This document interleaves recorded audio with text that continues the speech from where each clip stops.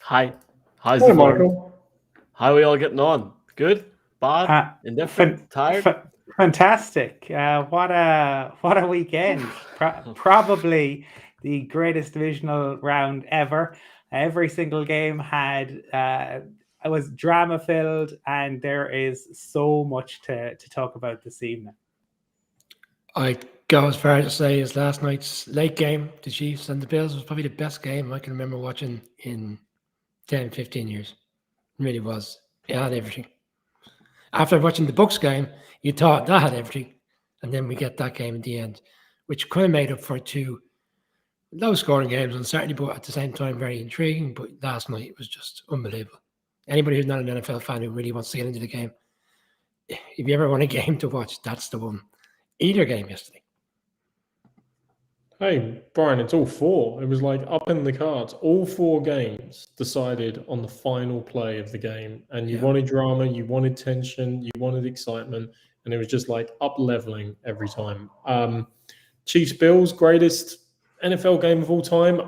There was a small Super Bowl manager. I think the stakes were higher, which we might allude to, but it was fantastic. Just unbelievable game. All I can say is one, I feel rougher than the Badgers' ass. And secondly, is there doctors nearby, because the heart rate and blood pressure of any fan of all of those 8 teams involved, let alone neutrals, must have caused some serious palpitations and concern for the medical professionals generally. I mean, we're over Omicron, as you generally heard, guys. Don't worry about COVID anymore. But there might have been NFL fever causing some damage over the weekend. Absolutely. The Irish NFL show is proudly presented by Trust Gaming and also our partners over at Team Matchbook Betting Exchange. £20, €20 welcome offer. Money back as cash if your first bet loses. The bonus code is Irish NFL show. The T's and C's are below. You can go on now and check the Super Bowl odds for certain teams. We'll talk about that maybe down the stretch in this show, and we should have some sort of bet this weekend ahead of what is a stacked schedule, not even two big games. 8 o'clock on Sunday, the Bengals are going to play the Chiefs for the AFC Championship, and the NFC Championship is between the 49ers and the Rams at SoFi Stadium. That's just what they've been calling it. That's what the cool kids are calling it. And finally, boys, all of our teams are finally out. So we can, Brian, you're anyone but the Cowboys are out. Colin, who's your team? I don't know. Mark, anyway, the Bucks are out.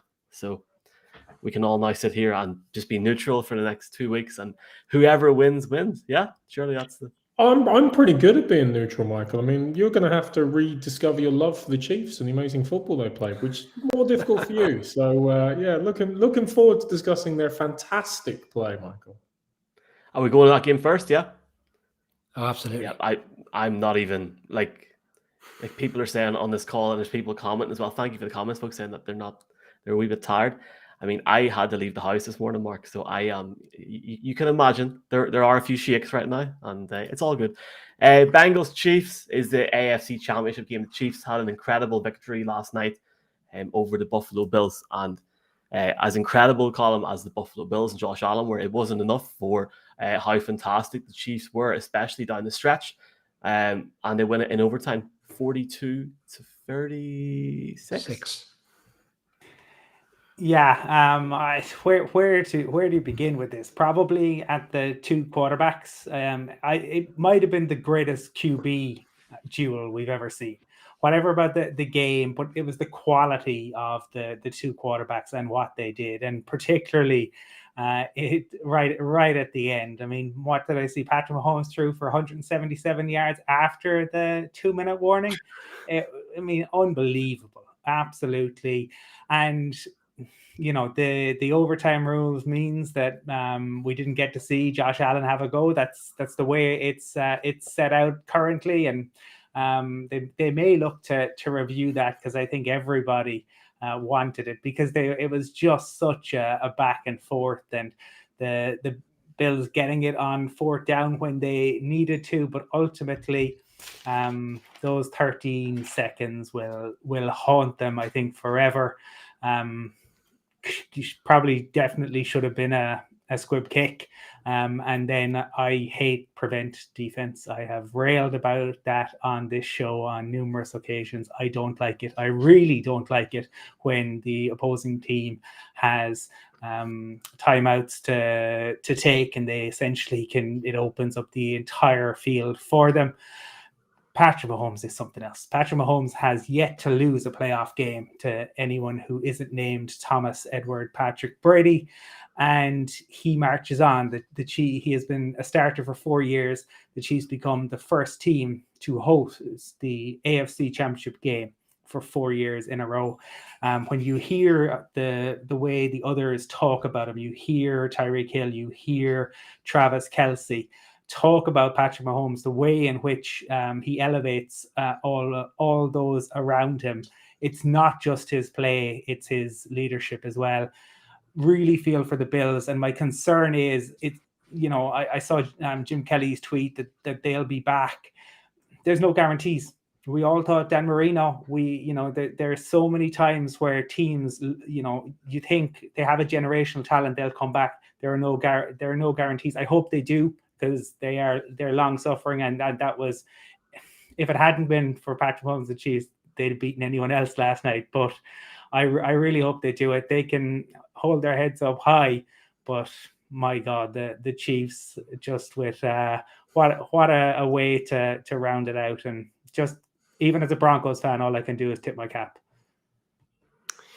We kind of admired Josh Allen's performance last weekend against the Patriots, and then as Mark rightly called out on the show at the weekend, you look at the stats of what Patrick Mahomes put up against the Steelers, having not scored till the middle of the second quarter. It was equally impressive, but I suppose Josh Allen last week probably got more of the conversation and the praise. But United got the 2 Champions League finals, and they came up against Barcelona both times, and they were unfortunate at that time. They were playing against a really good Barcelona team.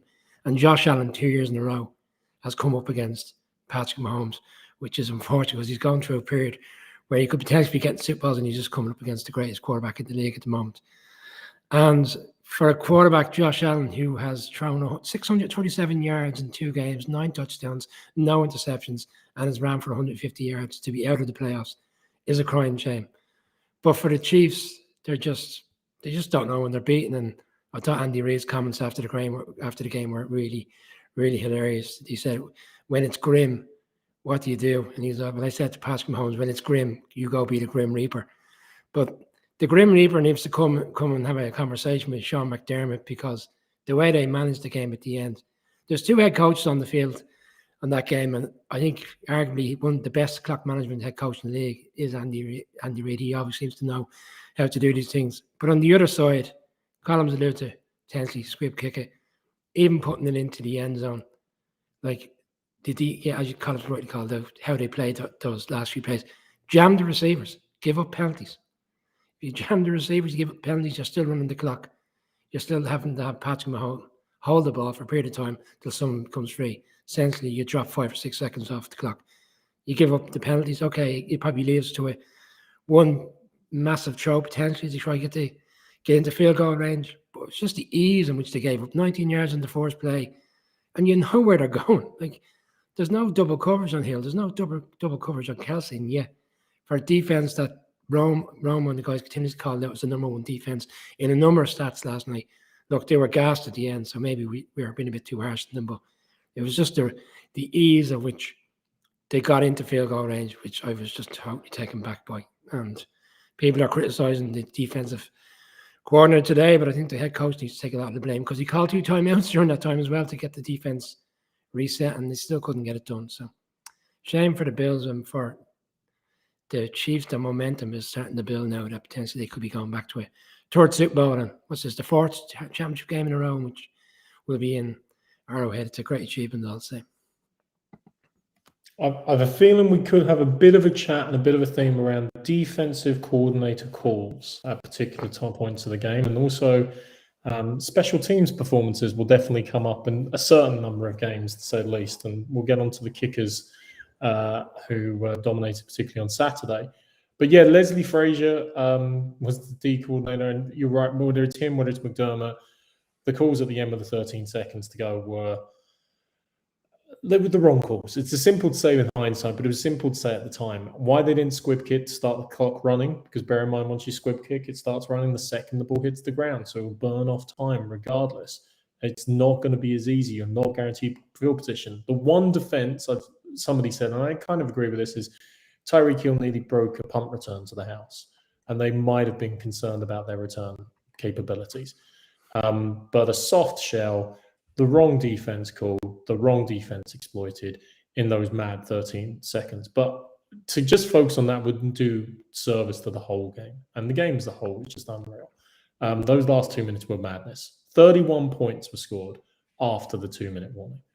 You know, Colin's just read out the Patty Mahomes stat. Like the only two games I can even compare it to in history in terms of the NFL are maybe the 49ers and Saints wildcard game a few years ago. Alex Smith with the run, as it was called at the time, in a real seesaw of Drew Brees and his Saints on full offensive performance because it went to and fro in the last 3 minutes of the game.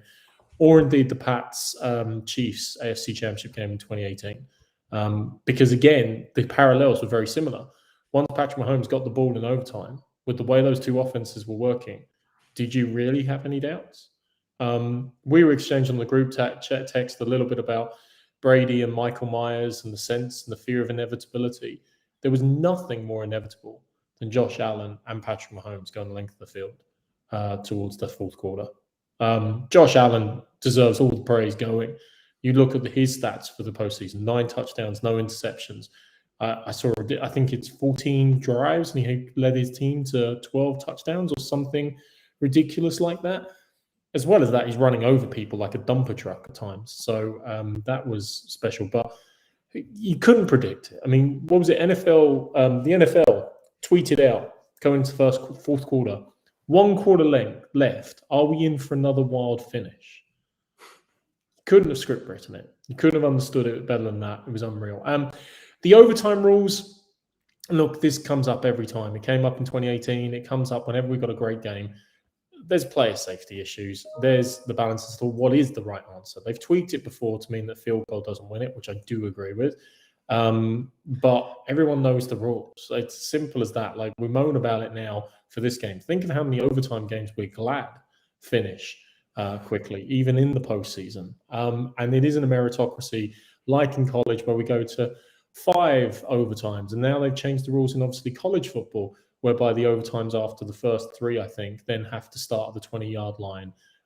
So you start to make a mockery of the game.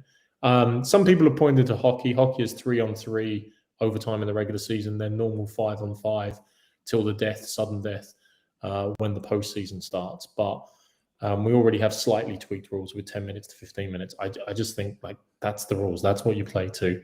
And you had plenty of opportunities, Bills fans, to win it in the meantime. But my God, Patrick Mahomes. My God, Josh Allen. The ironic thing about the overtime rule is the Chiefs were the first team. Yeah, exactly. They got penny by it. They tried to change it, Brian. Yeah, they proposed it in 2019. It gets changed, and at the owners' meeting, it got shut down. It wasn't voted in. So, and now teams today. Fairness to Josh Allen, he said it. If we had got the ball, we probably would have won. It is what it is. We have to take it as it is. But I think, to me, that says why it's so important that you do change, even if it's for postseason. But it comes down to essentially the toss of a coin on whether you get. I think you got to give both teams an opportunity to have the ball in their hand. You don't want it to go too far, but to not have the opportunity because you lose a coin toss. And look, the rules were the rules yesterday, but we can learn going forward.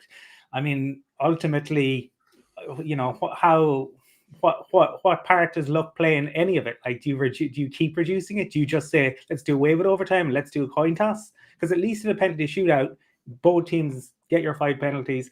You know what's going on, but you lose the coin toss and that's it.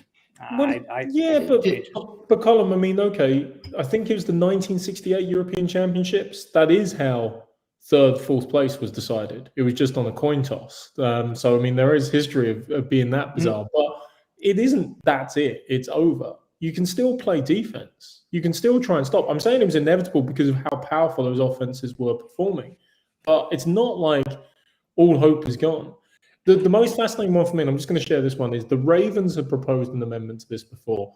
about place and choose. Or I think it's called something else. But it basically, one team gets to decide where the ball is to be placed, and then the other team gets to decide whether they're going to play offense or defense.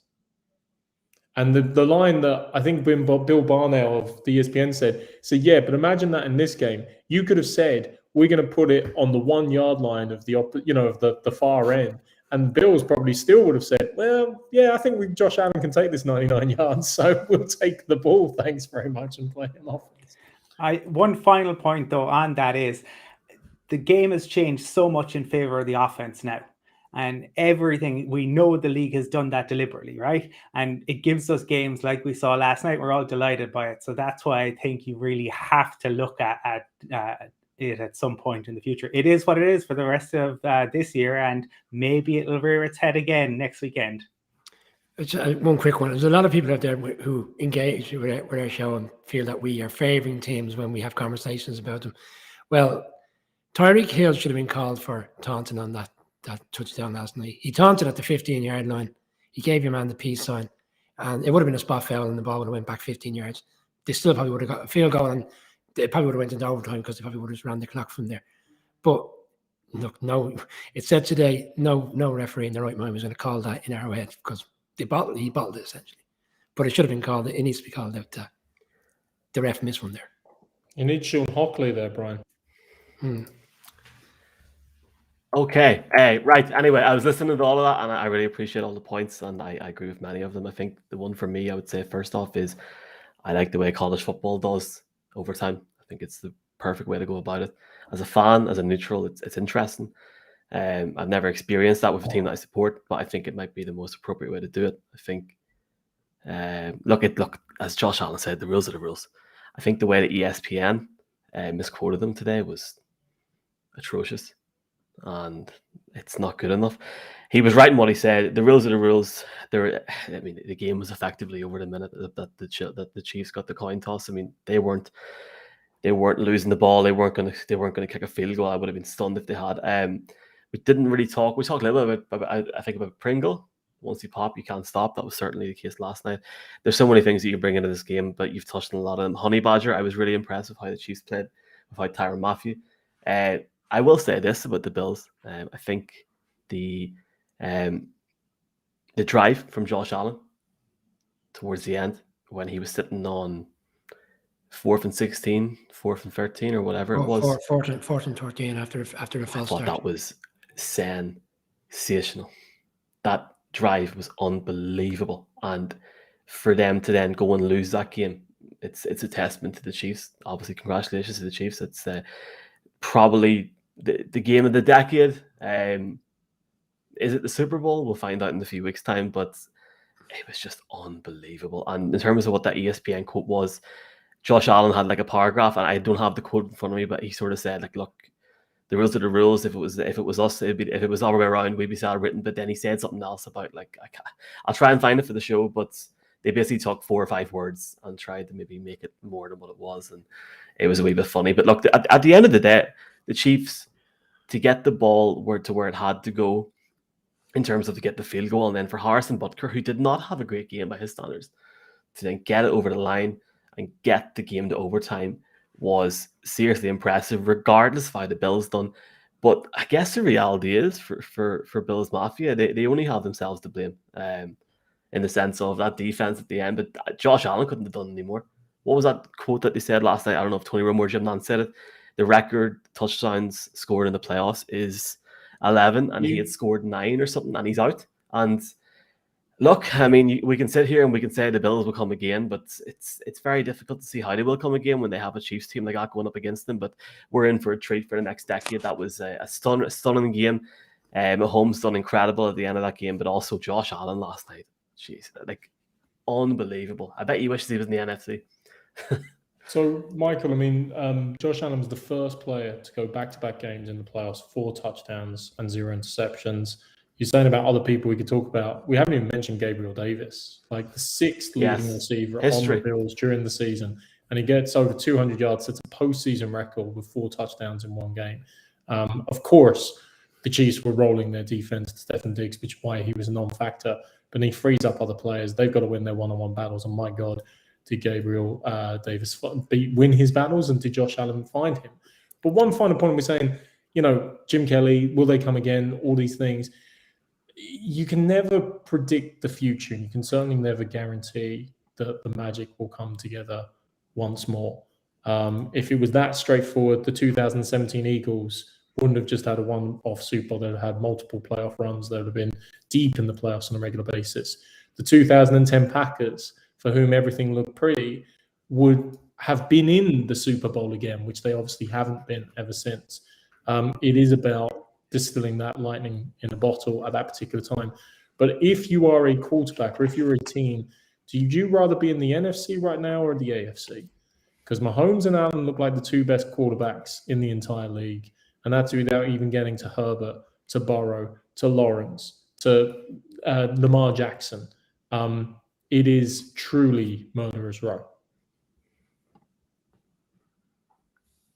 Okay, we've a wee bit of news. If I can, has anybody any final points to make in that game before we move on?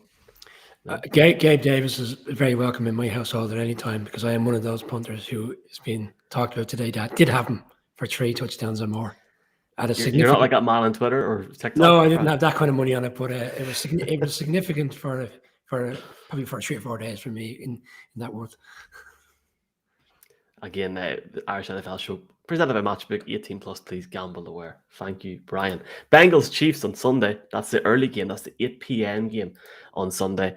Really looking forward to that 11:30 start, especially by the way I feel now. We've a wee bit of news tonight. Jeff Reinbold is coming to Ireland to do a clinic with American Football Ireland. Will we be involved in some shape or form? I don't know. Will my wife allow me outside the house? I don't know. We'll soon find out. Saturday, the February the 5th, 2 p.m. to 5 p.m. The location is TBC, and you can get tickets now on our Twitter page. And that's pretty much it. I think that's class. Jeff's coming to Ireland, Pro Bowl week. So he's not working, and he's going to have a bit of crack. And I think the rugby's on that day. So you got the choice of Jeff Reinbold or Johnny Sexton. I know who I'm picking every day of the week, and I know Mark Cockerell will be down at Jeff Reinbold's clinic learning some special teams or defensive skills. I'm very much looking forward to that. And that's not the announcement this weekend. Oh yeah, I haven't put that on to the thing, but in terms of look, there was a thing put into the chat there now from us boys. What game are we talking about next? Let's openly discuss it. What game do you want to talk about next? Which one do you want to talk about? The Rams, the Bucks, or do you want to go on Saturday's games? Well, I mean, let's stay. Should we stay in the AFC? Because I mean, in fairness, I think Bengals deserve a little bit of love, and they started off this madcap weekend on the Saturday evening, and then people. I don't want to say forgot about it, but it's been surpassed by other drama since. So that should be something we address. No? Or does somebody want to talk about anything else?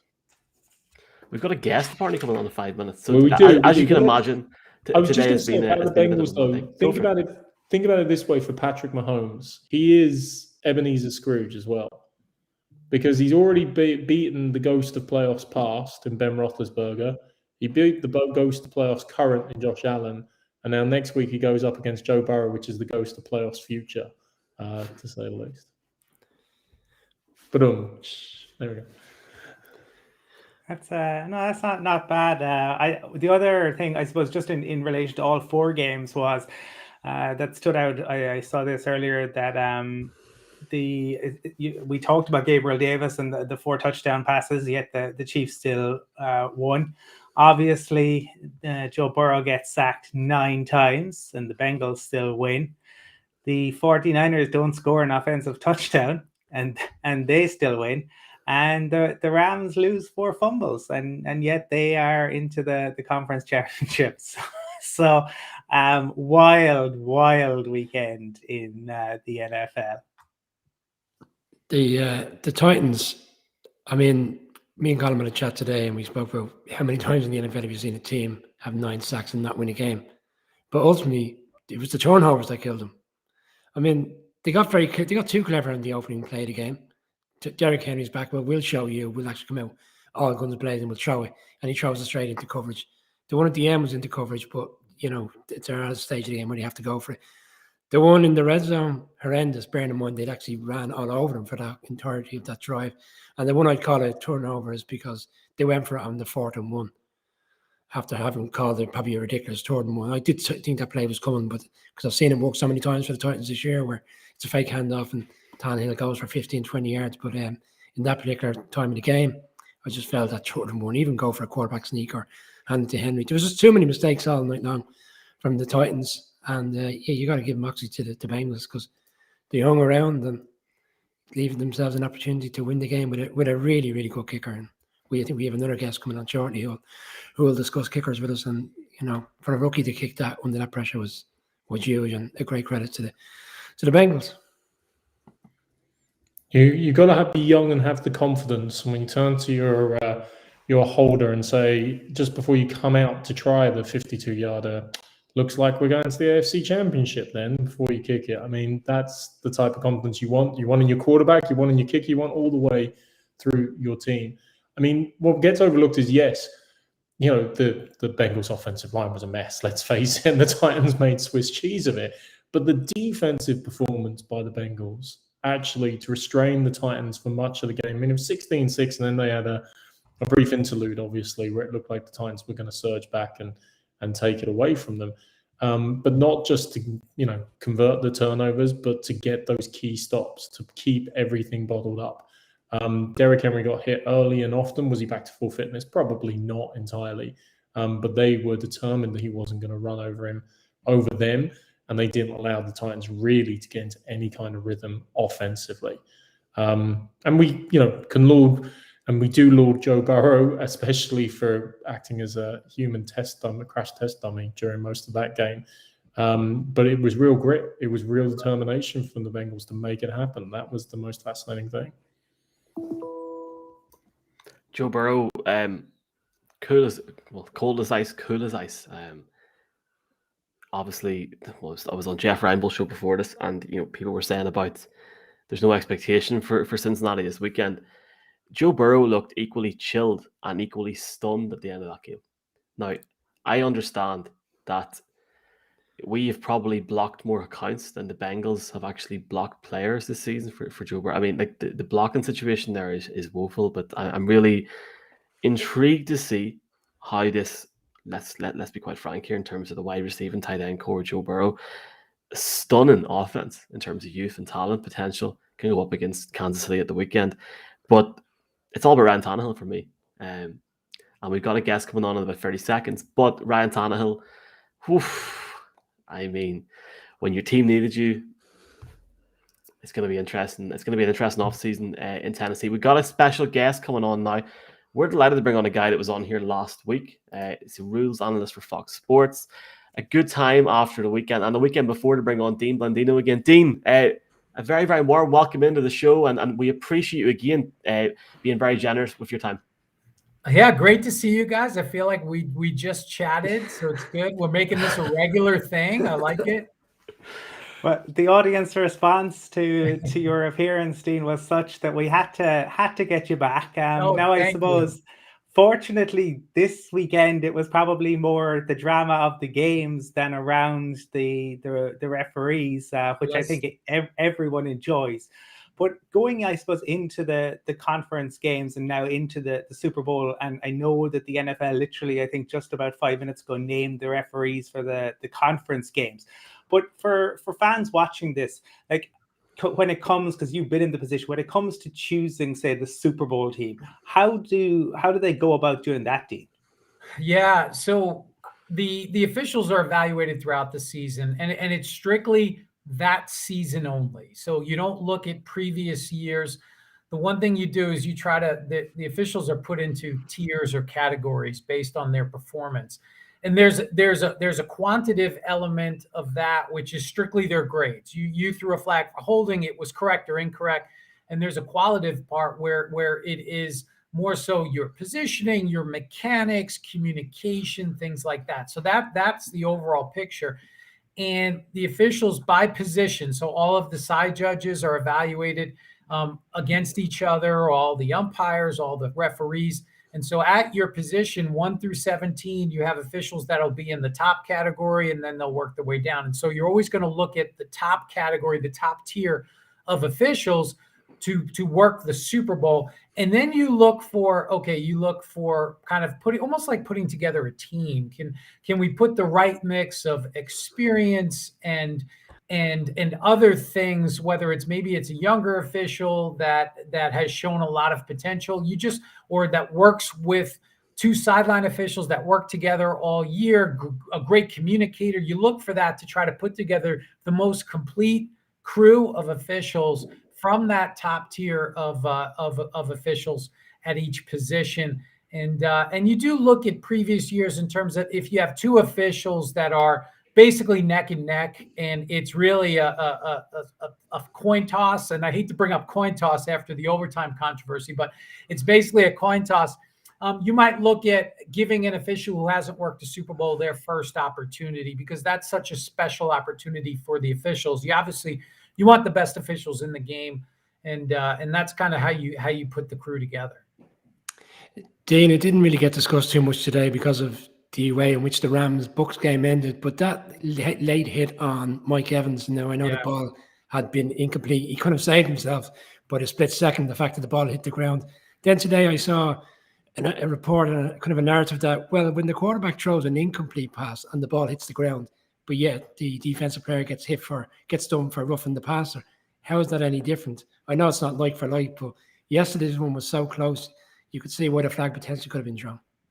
Yeah, it's a good question, and there really is no difference. So if it's a late hit if the quarterback throws the ball and the ball hits the ground, and then it's clearly a late hit, that would be a turnover on downs, right? The down has to end at some point. And there used to be this rule many years ago. It was called continuing action, and it was so confusing.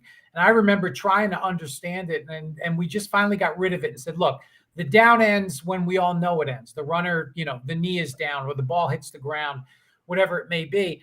And that if you didn't make the line of gain on fourth down, it's over. And now any penalty will be enforced after that turnover on down. So most of those roughing the passers, the play isn't over. The ball maybe have just left the quarterback's hands. But if it's clearly late after the ball has hit the ground, then it would be enforced the same way. And that's just one of those where it's a game. They talk about a game of inches. It was a game of fractions of a second, because the ball had just hit the ground, and then the contact by Weddle to Evans occurred.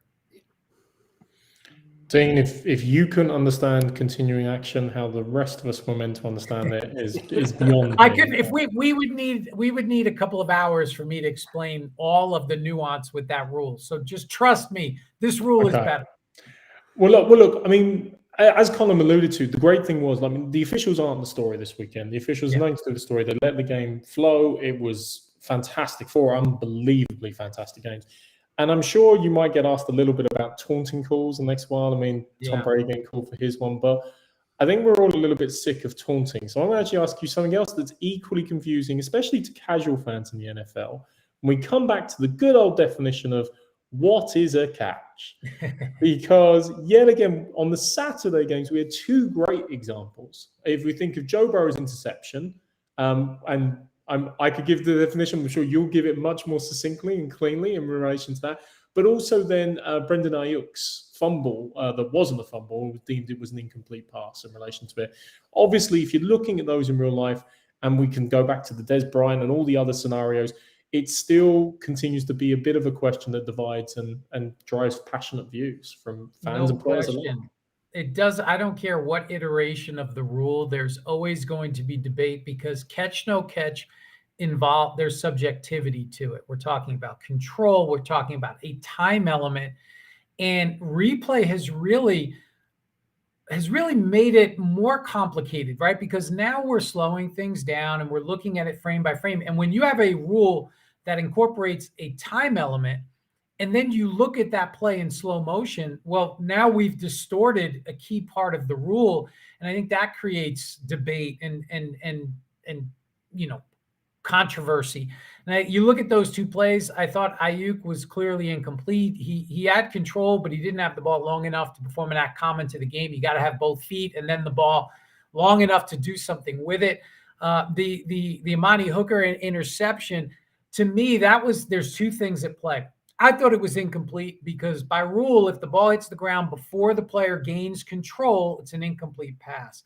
But it was so close and it was ruled an interception on the field. Then you go to the replay philosophy of it's got to be clear and obvious. And I'm sure if we showed that play to 100 people, we might end up 60-40 or 55, 45.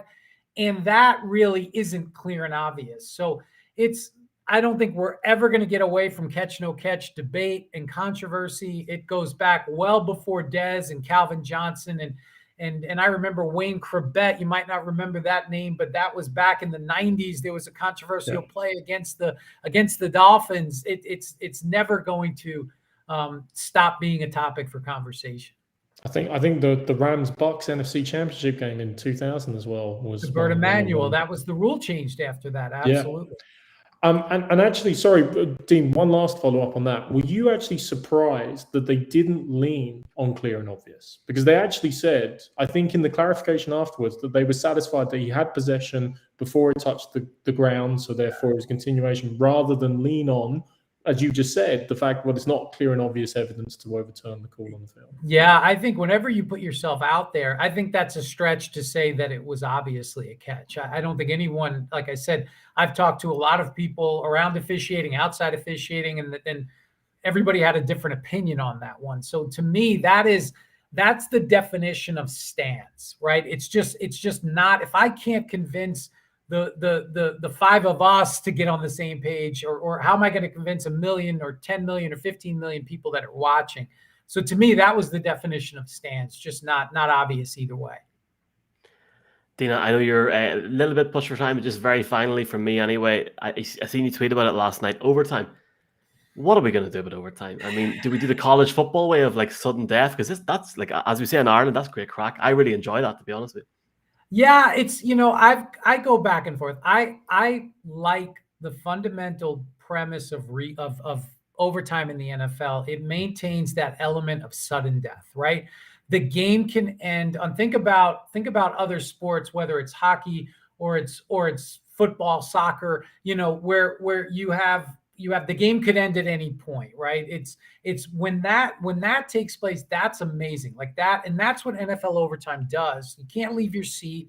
Touchdown scored, game over, doesn't matter. And it also maintains all three phases of the game: offense, defense, and special teams. It's the ultimate team game, and all three matter. Now, look, as a fan, I get it. I would have loved to see Josh Allen and the Bills offense get the ball and have a chance to go down and score a touchdown. But at some point, someone's going to feel shortchanged, because if the Bills go down and score a touchdown, now it's sudden death. Now the Chiefs get the ball back. They kick a field goal. The game's over. Now we're sitting there going, well, why didn't Josh Allen get a chance?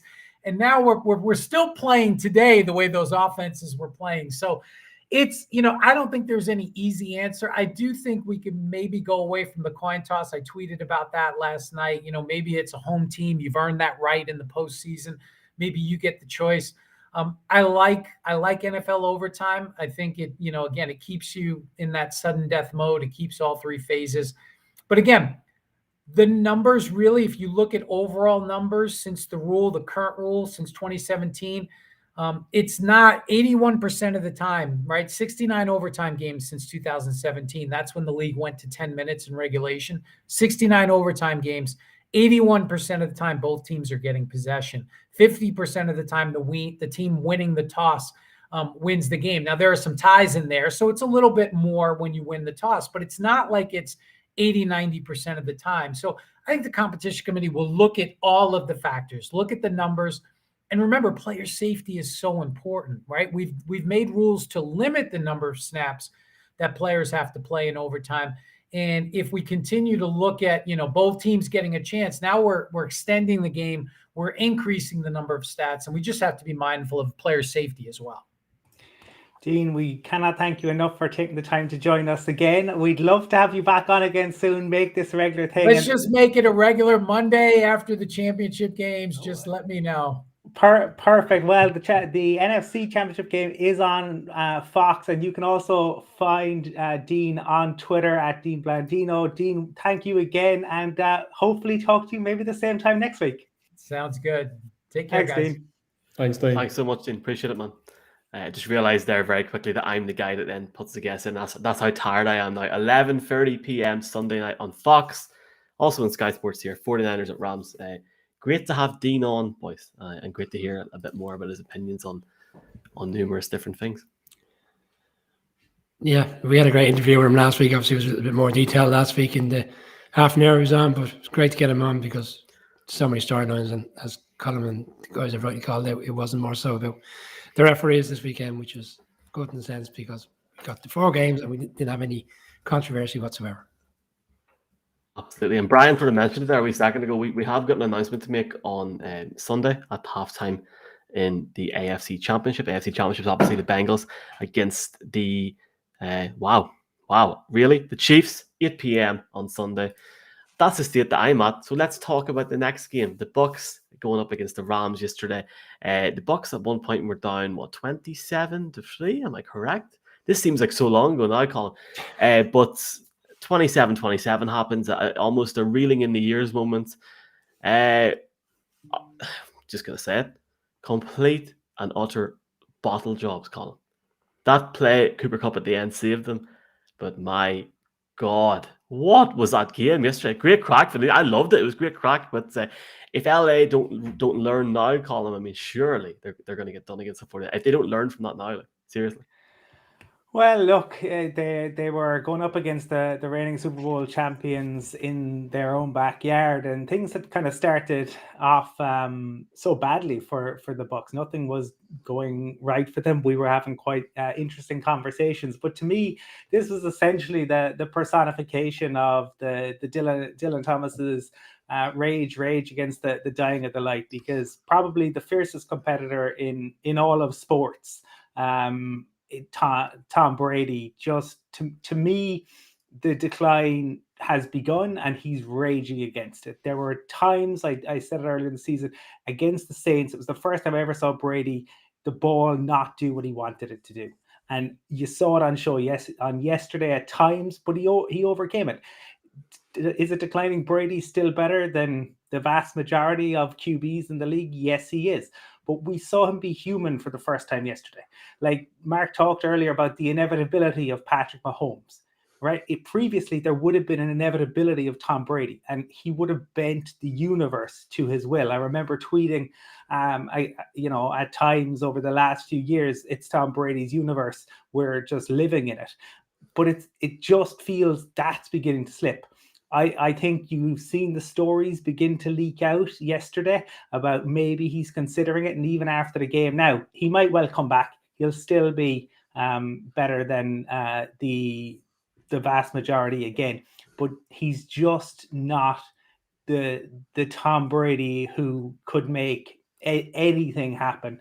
And ultimately, he didn't. His supporting cast didn't exactly help him. You call it, Michael, that play at the end. I think everybody knew it was going to Cooper Kupp, but Bucks decided to put Winfield Jr. up against him. Ultimately, the Rams got it done, and it was the Rams superstars who got it done. And I saw this evening that apparently it was at one stage in that fourth quarter, it was 66 in LA were watching it. So 66% of the television audience in LA were watching it. That's big because 66 people. LA is not a football town traditionally, but all of a sudden maybe they have fallen in love with this team. The conversation last night after the game and a little bit today's around if Brady's going to come back, and that seems to be taking up a lot of storylines. But I thought Levante David, I don't know if anybody's seen his press conference after the game where he suggested not everything is good as it was last year in the camp, and I thought that was reflective of how they performed. Not so much the fact that they didn't get anything going, the amount of penalties they gave away in the first half for indisciplined penalties, taunting, back chat, all this stuff.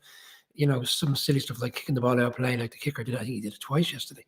They just didn't seem to be on the same in sync with one another across, and they seemed all very frustrated, in particular on the defense. The Rams are really good in the first half, but the game slightly changed. I wouldn't say it was a dramatic change like we've seen in the past where Akers fumbles, because if he goes in a touchdown before halftime, it's a non-event. And I know people are saying, and Collinsworth and the guys were trying to pick it up, oh, well, Brady's been behind before, this type of score. Brady's come back really strongly in games in the past. I didn't think the Bucs made. I know they came back very well, but a lot of that's down to the Rams and a second half, which was a punt, touchdown, fumble, missed field goal, punt, fumble, and then a field goal to win. They literally did everything in their power to give the game away, and they got over the line, but just about. And I'm not sure what way it would have went when it went overtime. We discussed the fact that whoever got the ball in the Kansas game was going to go on and win. Would the Rams have had the metal to go down and score a touchdown? Boy Akers was still in the game, having fumbled, and even at the end when the camera went on him, he really looked like a guy that was, misery guts, because the second fumble on the back of the first fumble. Look, we've seen bigger head coaches. Would Belichick put a running back in the game after fumbling? He'd say, no, you're out and you won't be coming back in, because you essentially have caused us a big opportunity to put the game away. Came back in, fumbled again. They're in the championship game next week. They haven't beaten the 49ers in 6 games in a row now. The 49ers have had their number. We've seen it come to an end in crucial games like this, so it'll be very, very interesting to see. They're so equally matched if you consider what we saw in Week 18 when they played. It makes for a great game. Oh, it's going to be a great game, but I mean, to Colin's point, are they going to learn? Like Week 18, we can just go back to against the 49ers, throwing away that 17-point lead, which has made their journey that bit tougher. And it looked so long that they were going to throw it away. I know you were alluding to it, but fumbling at the one, and even just holding onto the ball and taking another field goal before halftime there is inexcusable. But then when they got the ball at Tampa Bay's 25 after getting the ball back on the fumble by Tampa Bay, I think the description I saw, which is great, they then snapped the ball to outer space. They missed the 49. There shouldn't have been any drama. They missed the 47, yarder short. That kick with about 6 minutes to go in the fourth quarter would have made it a 3-score game, almost practically impossible. That miss then fueled them up. Then Jalen Ramsey says, "Don't worry, I've got Mike Evans." No, you don't, Jalen. He's just run past you and is walking in the touchdown.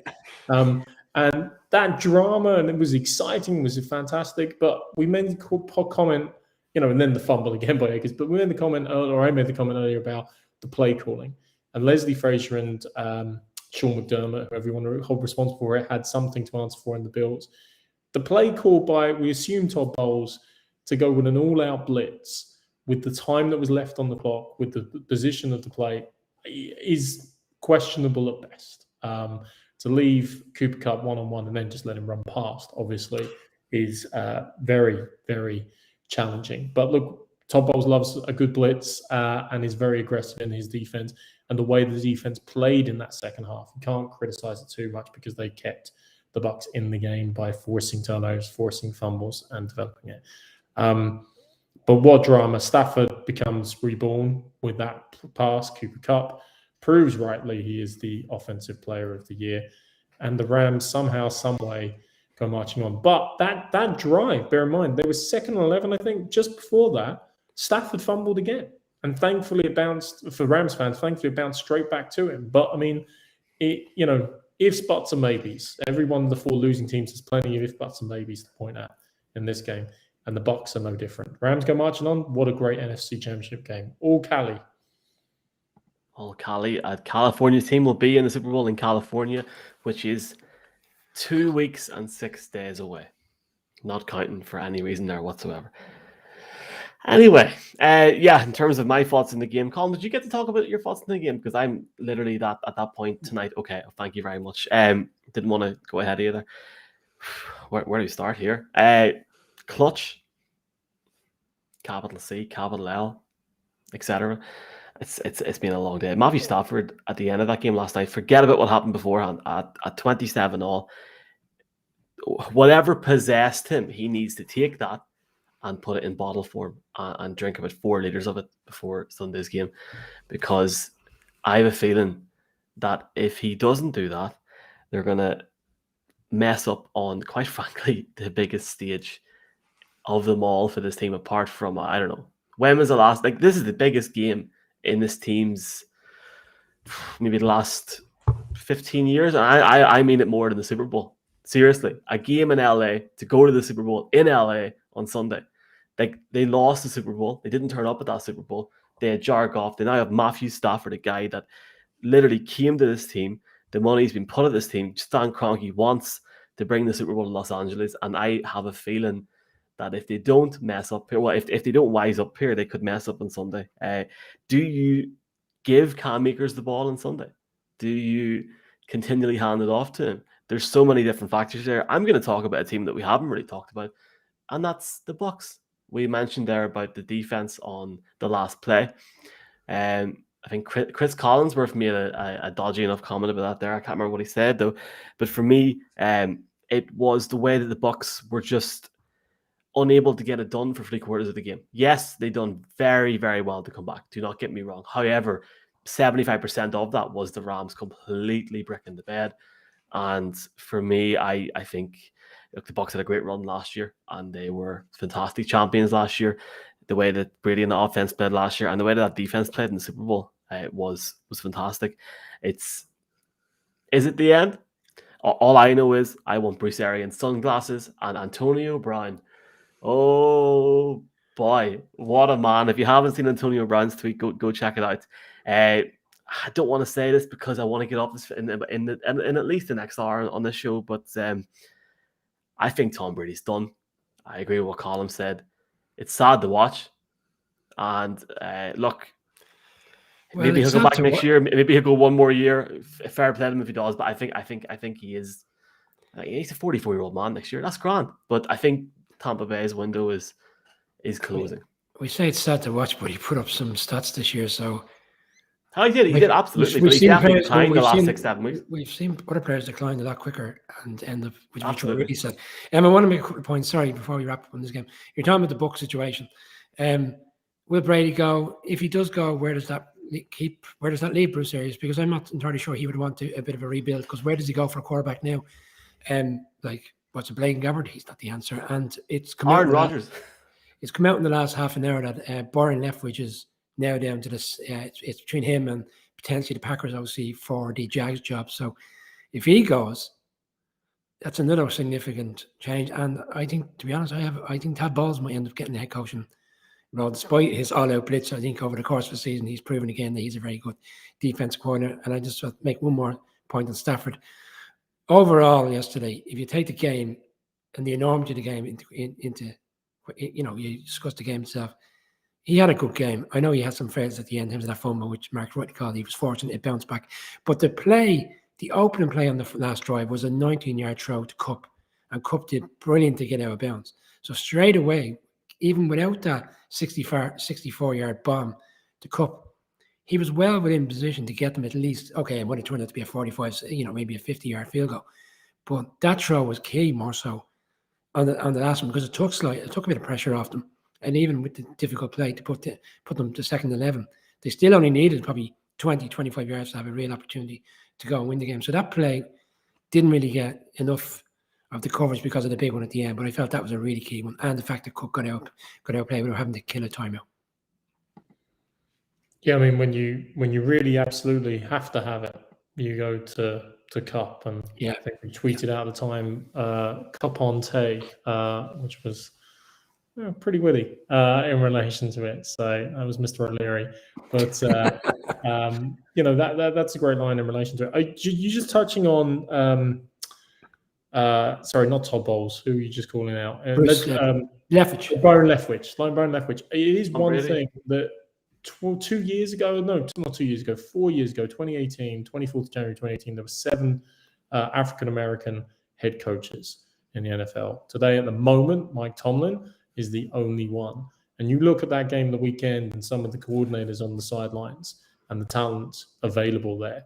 That is something that should rectify itself in very quick form. I know we haven't come on to the 49ers-Packers game yet, guys, but probably for me, the standout coordinator of the entire weekend, and that's saying something considering the offensive performance of the Chiefs and the Bills, was probably on defense. And he goes by the name of D'Amico Ryans. So all of those candidates deserve a great opportunity, and any open head coaching slots, maybe in Denver, guys, they would be very well off with any of those coaches that put together an amazing season, amazing units last month. Saving the best to last with the Packers, are we? Yes. And just a couple of comments actually just before we do that. Pork Joyce, who's been very supportive of the show over the last few weeks, really appreciate Pork saying, John did apologize. I think week 18 is the best thing that happened to the Rams now. And he also called me out. It's not sad to watch at all. It would be great to go out on a 5,000-yard season. Like, he's declined, a wee bit. Not like I think he should have walked away last year. I'm just putting it out. I think any right man in the right mind, 42, 43, but it's Tom Brady. He'd probably play to be 70. It's fine. Michael, to say though that the man who has led the league this year in passing touchdowns and in yards is done. I mean, is he the player he was 10 years ago? Absolutely not. Is he the player he was 2 years ago? This isn't this, but no. Look at Ben Roethlisberger. Look at Eli Manning. Look at Peyton Manning, for Christ's sake. You can go to any quarterback. Go Dan Marino, for Christ's sake. When it gets to the end, it does get ugly. John Elway was pathetic in his final year. You guys know that. But the point is, he won a Super Bowl. He was still good enough to guide a team, to lead a team, to elevate the team. He didn't win 2 Super Bowls in his final year, Michael. He won 1 Super Bowl. But he won 2 in a row. In final 2 years. But the I'm saying no, Mark. About Brady is like, you want to say he's done. 44 years of age. I mean, like, Christ almighty, I wouldn't even stretch to get the morning paper, to be honest with you, and I'm younger than him. So what he's doing is amazing, but like, if he wants to retire and walk away from it, he's still walking away somewhat at the top. I mean, he'd love to walk away into the sunset. I don't think you don't get to do that often. I don't think his play is dropped off. I know, fairness, we called it earlier season. Collins was spot on in the game, in particular when they were away to the Saints, but he hasn't fallen off that much. I mean, if you coach the quarterbacks in the league, at the level he's playing at his age, there's many a team that would offer him a 1-year deal tomorrow to be the quarterback for a year. Oh no, but I think what it is with Brady is that up to now, it was like, remember that famous Clive Tinsley line that Manchester United don't lose, they run out of time. It was like that with Brady. Like when the Patriots lost, it just didn't seem, it wasn't because of Brady. It was some other kind of external factor. Like, he seemed like beyond human. Like, you just couldn't knock him out. Like, there was always the like the Undertaker memes with Brady. It never seemed to stop. And I think that's why it's not like the decline is, it was like, it'll happen. I mean, I think Sam Monson jokes about prematurely, he has that in his Twitter where prematurely predicting decline, because he said about like 8 years ago, I will begin to see it with Brady now. And then it was like, oh, he's 38, we'll see it. He's 39, we'll see it. He's 40, we'll see it. We never saw it.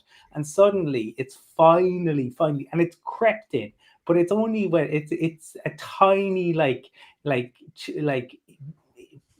chink in the armor, you would say, but I just never thought we'd see it. I think that is what's so surprising to me about Brady.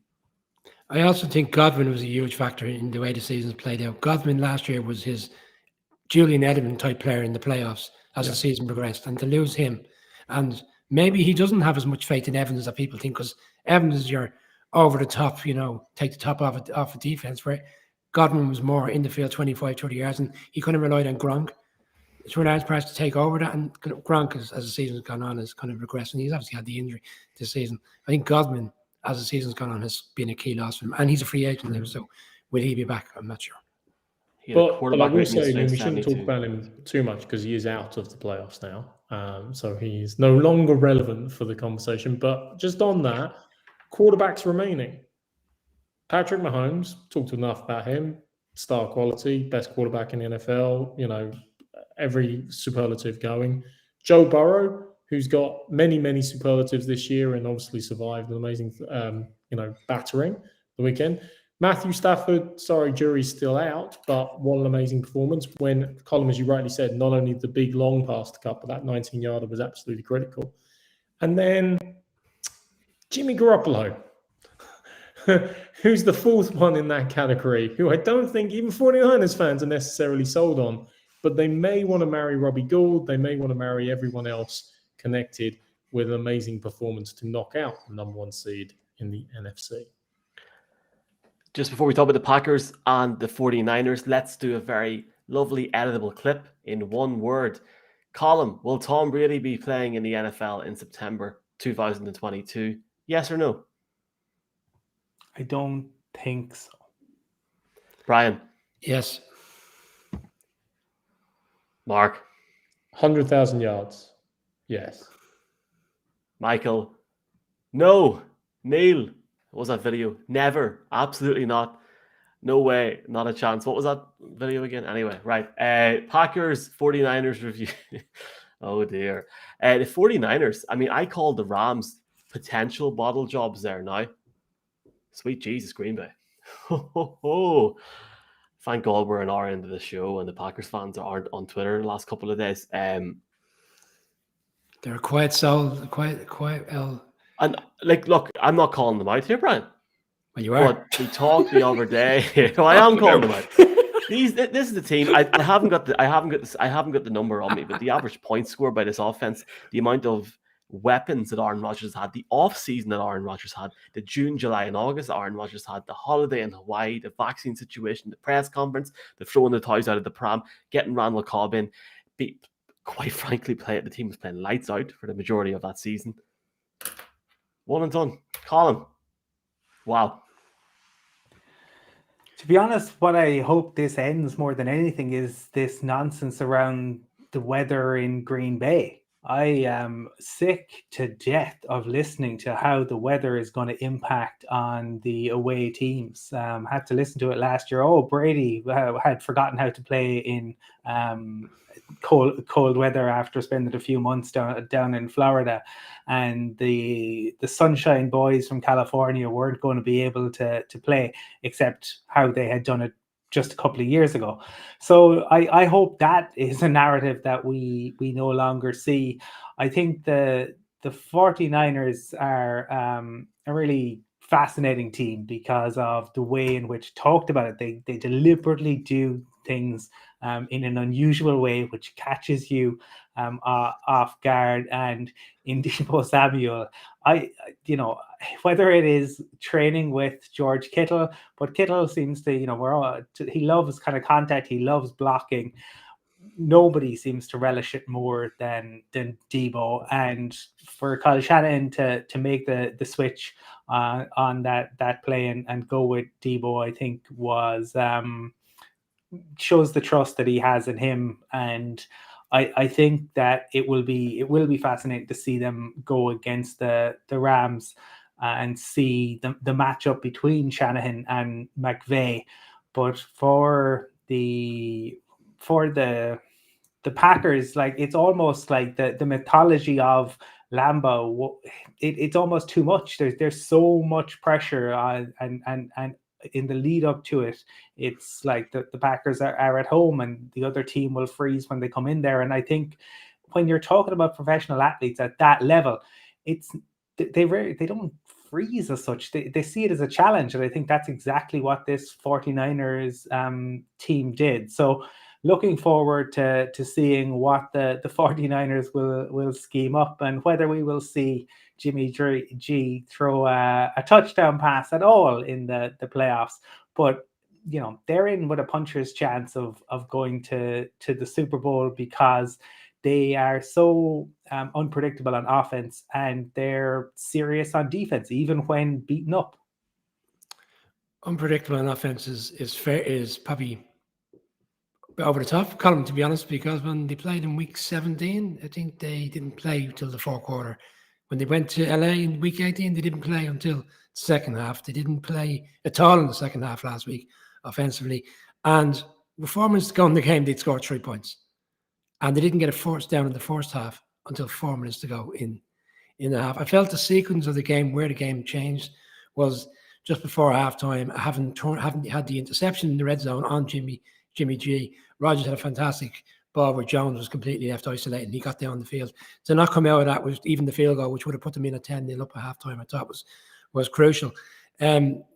Michael's right. It is a bottle job. Let's be fair. They're 8-0 at home all season. They've won every game convincingly, probably with the exception maybe of that Washington football team game where Washington had a fair chance to win the game.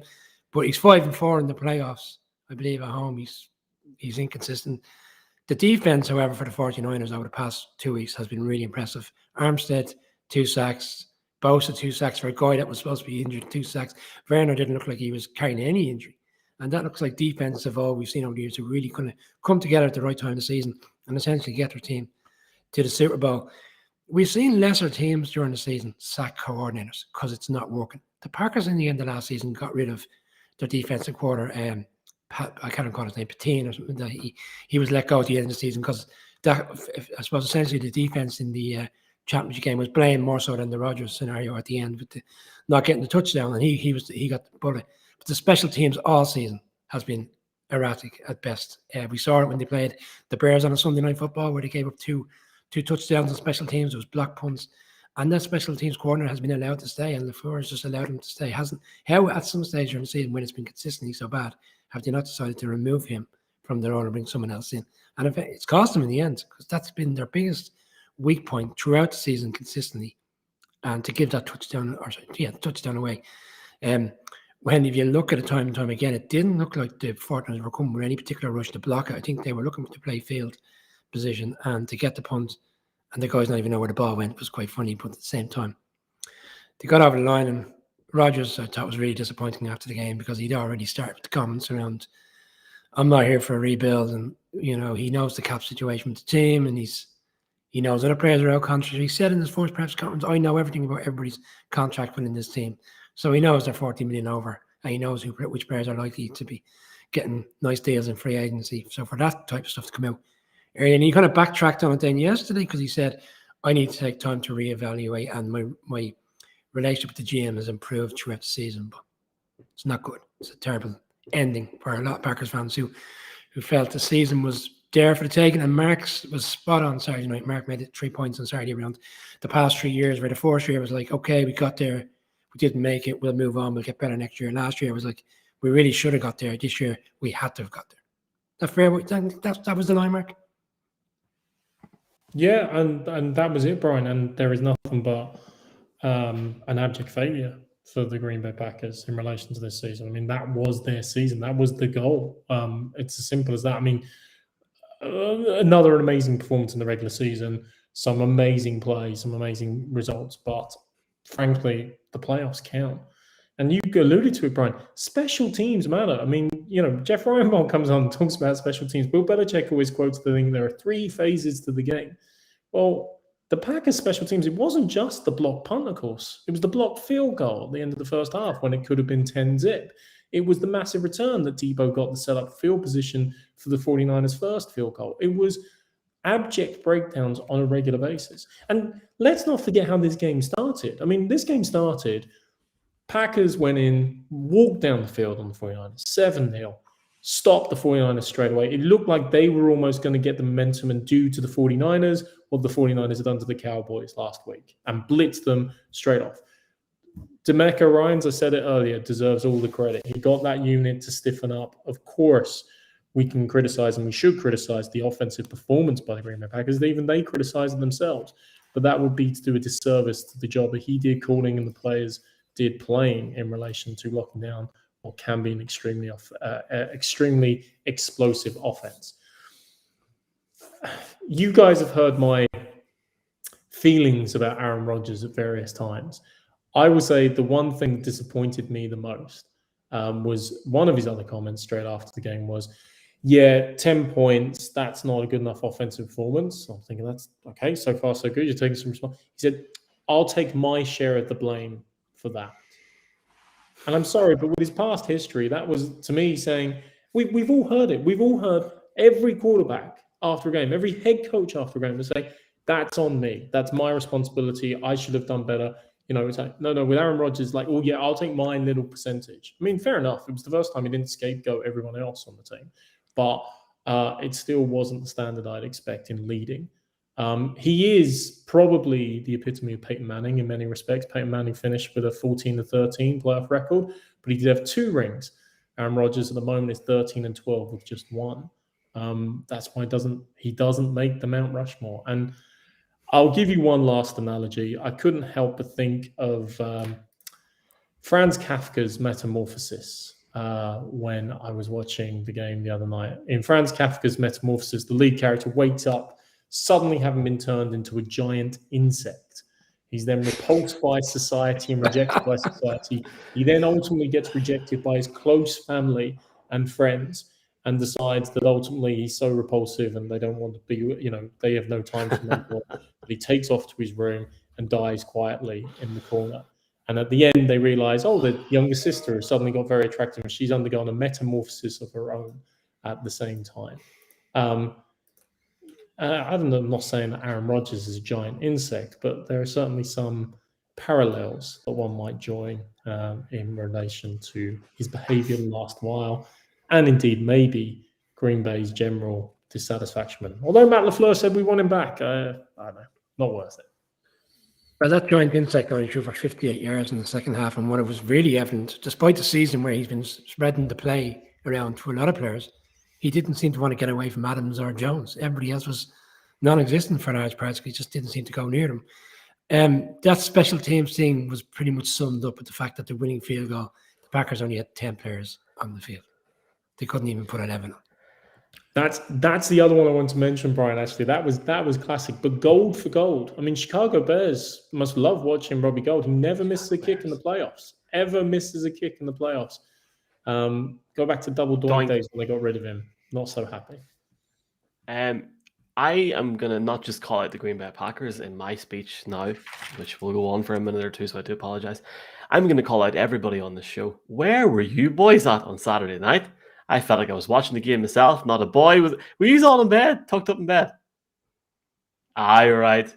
Hang on. Now, Michael, you are the man who has in previous weeks talked about how you go to bed and turn off your phone and wake up the day after and watch it. Talked about how during last year's playoffs you fell asleep on the couch. But it's the playoffs. It's the playoffs. All right, look, I'm taking the piss. Right. Anyway, look, sorry. I've really hit a chord there. I made a game time decision at 44 years of age. Which one do I want to stay up for? And which one? All right, Tom. All right. Or which one do I want to watch at 7 in the morning? I think I made the right choice. Well, I have to say now, I actually enjoyed the game. I enjoyed watching people stand in, quite frankly, an old stadium with lots of history, a classic stadium, an incredible stadium. But I mean, Jesus wept. You'd be lucky to get a hot dog there. Was Alex Rodriguez born in Milwaukee or something? Or have I missed something? Is he not a Giants fan, or what's the crack? Anyway, look, I'm not. He must be friends. He must be friends with Aaron Rodgers. He's a fan of Vinny Cameron. Let's put it like that. Yeah. Okay. Well, Brian, it's not like you to talk bad about a New York man. Anyway, right. A Yankees man. Receiving. You take Aaron Jones out of this game, right? And look, I'm just reading what it says. You take Aaron Jones out of this game. Devontae Adams, 90 yards receiving. Alan Lazard had 6 yards. I mean, I'm only starting here now, boys. The 49ers were absolute dirt. But the reality is, the mistake on special teams got them the win. Jimmy G could care less, boys. Robbie Gould was clutch at the end, and fair play to them. It was like a snow day. When you get off school, you go outside and have a bit of crack. Packers didn't show up. And quite frankly, the attitude from the Packers going into that game, the NFC goes through Lambeau. Does it, because the performance was atrocious. This is a team that practice in the snow, practice in the poor weather. Like, look at the Buffalo Bills, for example, whenever they played the Patriots a few weeks ago. They at least looked up for it. They get the ball down the field. Aaron Rodgers, the other night, was atrocious. And like, before I even go there, 11 and 10 in postseason play. I had a stat about Tom Brady, but I mean, I think Tom Brady's beaten as many NFC teams in the playoffs than Aaron Rodgers has.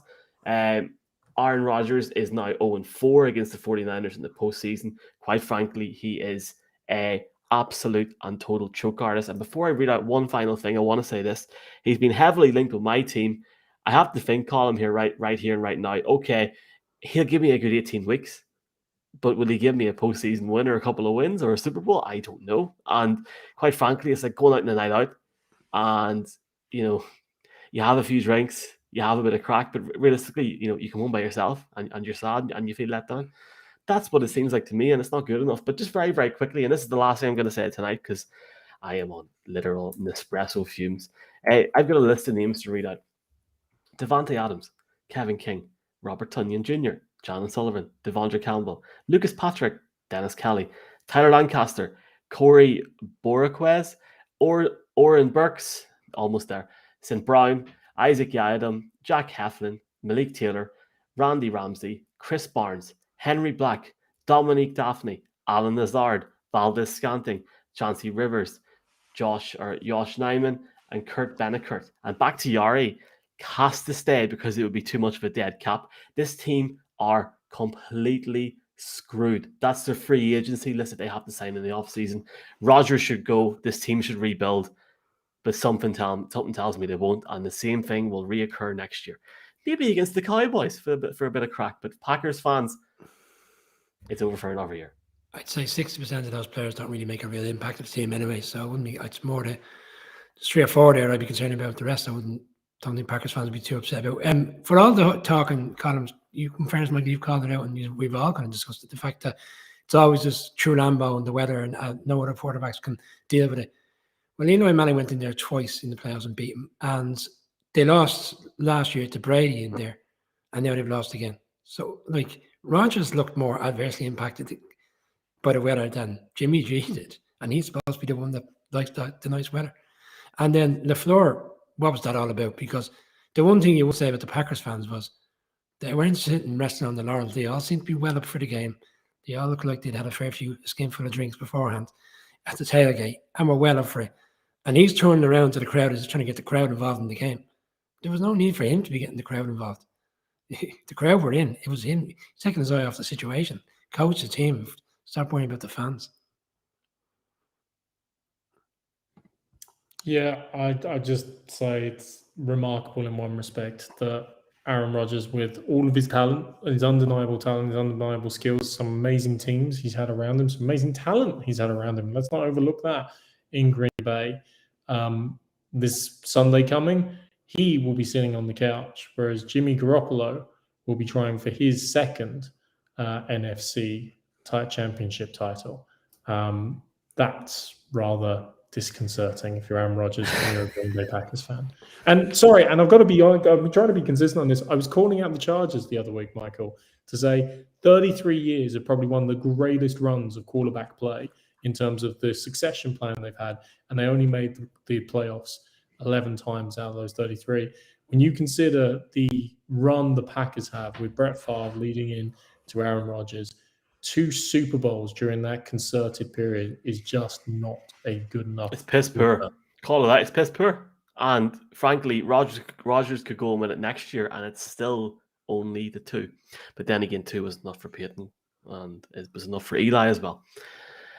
All right, Colin, have you anything to say? Because I would say I think Tom Brady has skewed it, right? In that, yes, Aaron Rodgers should and Brett Favre having won, but I think this idea that most quarterbacks win multiple, beyond 2, just doesn't tend to happen. I would also say, Brian, you were saying that you don't have much faith in the 49ers, and yes, we know you don't like them, and yeah, they didn't play until the final quarter against the Rams. Hold on, Brian, you like the 49ers? I never said I don't like them.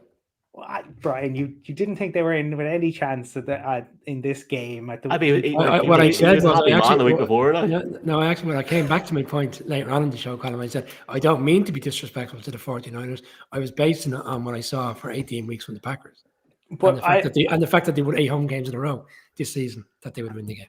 I think there are questions around this 49ers team, but I think that the fact that they only played for a quarter against the Rams, they didn't play too well against the Cowboys. Yeah, they fell off. Yeah. And they barely played. If they can put it together, now it's a big if, because I still think Jimmy G is playing so banged up, and you've questions around him. It will be fascinating. But to be where they are, given the circumstances and the whole thing with the QB going all the way back to the draft, is really interesting.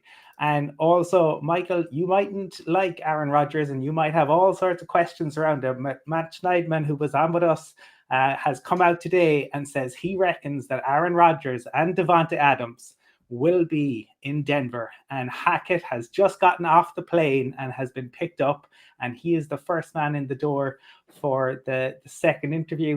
So Denver could be looking very like Green Bay, potentially. I have never stated I don't like him. I think his actions over the last 6 to 8 months have a lot to be. And look, his record over the last 10 years. Usually, you never said you don't like him. I've never said that. I've never said I don't like him. I mean, like, the great thing about these shows is, Michael, they can be watched back. I genuinely find the clip where I've said that. Like, there was obviously a very, very interesting show tonight whenever he discussed about the vaccine in the press conference, and we were all extremely critical, or we all at least gave our opinion on that matter. I don't think I've ever said I don't like him. I mean, it's now becoming a trend year on year with this team. So I'd like to think if he did go to Denver, for example, Colin, or any other team, New York, Pittsburgh, whoever, can he get it over the line? Is it something to do with the grass in Green Bay?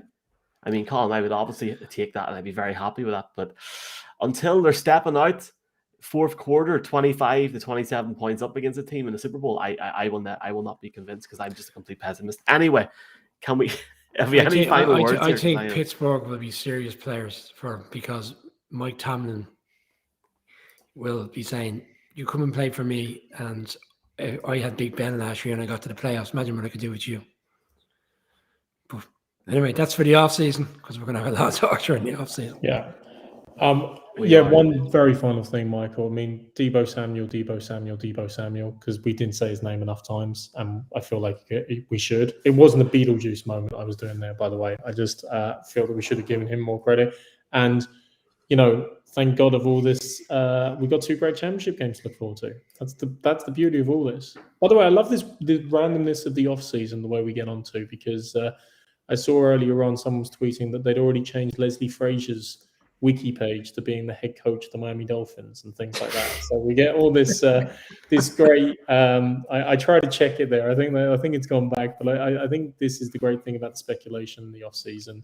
And for 28 teams, it's now the off season, lads.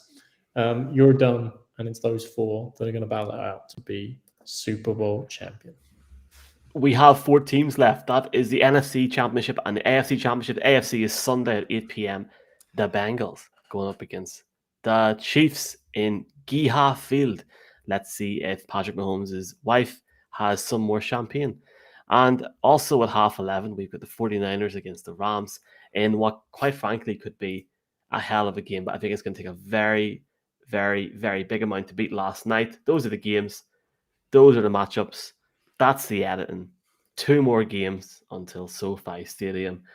And just a very, very quick reminder, we've got an announcement to make at halftime in the AFC Championship. No, Brian is not a late entrant on the Dancing with the Stars, but I know why you would consider that after we mentioned it earlier on in the season. And that's it. Sound good? Good night. God bless. Thanks to Matchbook, boys. £20, 20-year offer. There it is. Irish NFL show. T's and T's apply. All the T's and T's on. We'll be back Friday night. See him again. Yeah. I would prefer Friday night, boys. We're just having a discussion here live online now. I think Jeff Reinbold's going to come on with a few people on. Championship Sunday weekend. Really looking forward to it. I guess all we can say now is, it's on the fun.